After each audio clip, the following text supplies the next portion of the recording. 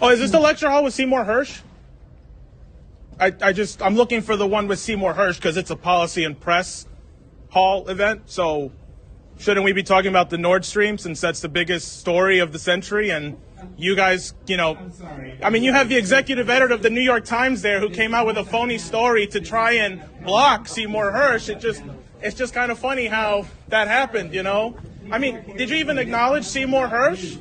All of you are executive editors of papers that broke Pentagon, My Lai, Watergate. Is this the same papers or not? I mean, is there anything you've gotten right in the last 20 years, or am I mistaken about that? I mean, it's just kind of funny because Iraq, wrong. Syria, wrong. Russiagate, really wrong. Okay, I mean, the list goes on and on.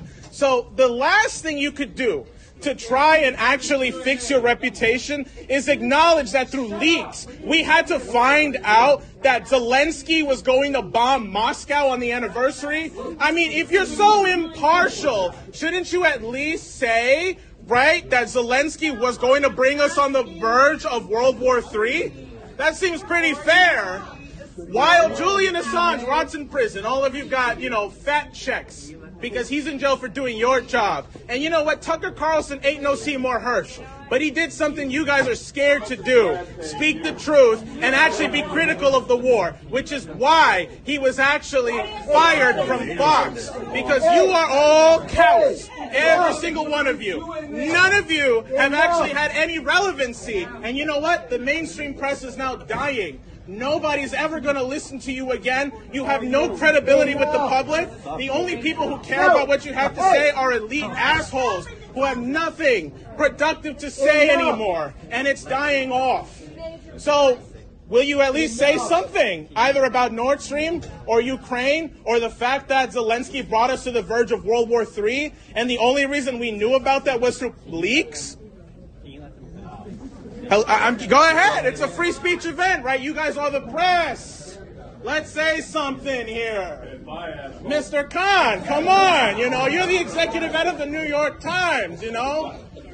I'm just trying to get into some good trouble here, man. Woo. Listen, Karen, get out of my face for a second. I got to talk to these gentlemen. Okay. Well, I just want to hear what they have to say. Go ahead. I'm done. Wait your turn. You're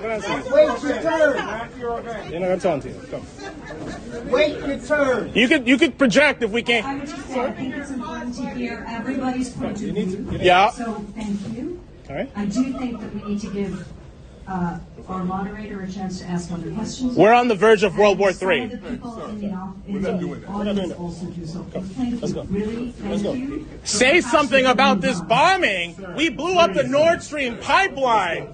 Listen, don't stand there while there are people rotting in prison. Nobody said anything about Uhuru, right? The socialists who are in jail for being critical of this war.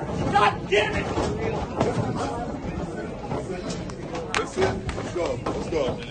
At least say something about the people in jail for being critical of this war. They don't deserve to be in prison right now.